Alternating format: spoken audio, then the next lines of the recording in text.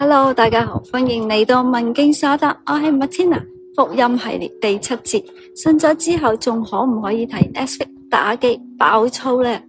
今節我哋唔講異象，唔講審判，我哋講一條真心想知但又驚問出口嘅問題。信咗耶穌之後，仲可唔可以做返原本嘅我哋呢？即係 Netflix 仲睇唔睇得？ LOL 仲打唔打得？粗口仲爆唔爆得呢？信咗之後係咪就要變另類人呢？有人話我唔敢信耶穌，驚變得無聊兼行路要抬頭望天。又有人問，信咗係咪要即刻 cut 劇 cut game cut 冇營養嘅 group chat 啊？Calm down，神呢唔係叫我哋即刻轉毛做機械人，佢係想我哋唔再被喜好控制，而係學識點樣揀，點樣放低，點樣享受。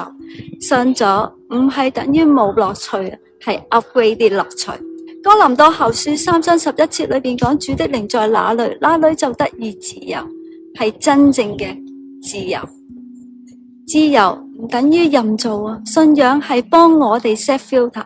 社會話自由係我中意點就點啦，但我哋知唔知道咁樣好容易變成我哋以為自己揀，其實係習慣揀緊我哋。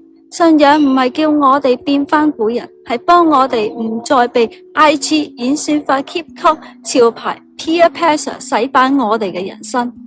約翰福音8章36節裏邊講，天父的兒子若叫你自由，你就真自由了。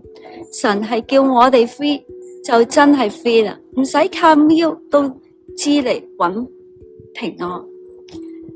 自由黑洞大冒險。我去到夏威夷讀書，終於解鎖啦！自由模式，冇人叫我翻牆，冇人查我行蹤，劇可以煲到眼紅紅， game 可以打到唔瞓覺。問題係 yes， 終於做翻自己啦！2星期後，我做緊咩啊？1個月後，點解我咁自由仲係唔開心嘅？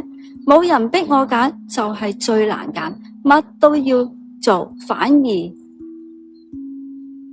發現其實我唔知道想做啲乜。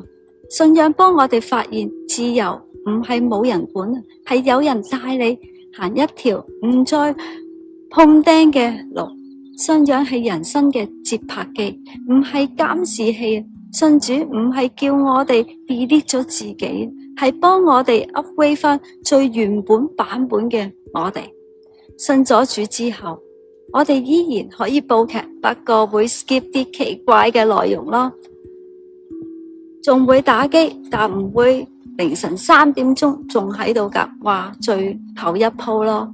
講嘢都可以串嘅風格，不過學識冇粗口都可以好爆嘅。信仰會幫我哋重新 filter， 乜嘢值得 keep， 乜嘢可以放低，唔使再硬撐扮 enjoy。今日反思，我哋有冇試過以為自己自由，其實係俾習慣 remote control 緊呢？我哋有冇因為驚變教會怪人而唔敢行出信仰嘅第一步呢？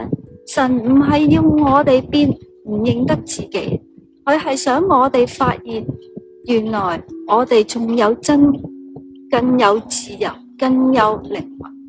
今日挑戰你，打開哥林多後書3章17節，最後講一句：主啊，我成日話要自由，但我而家想試下你嗰種嘅真自由。神唔係收咗你嘅手機，係教你唔再做手機嘅奴僕。福音唔係咩都唔俾你做，係做完都唔會內疚。神唔係關咗你嘅 WiFi， 佢係幫你接通天國嘅 5G。下一節預告，同神傾偈係咪喊住對住天空氣呢？我哋真係可以祈禱講嘢，神會聽，定係我哋自己演咗一場獨腳戲啊？下節分解，記得 like subscribe 我嘅問經所答，下條片見，拜。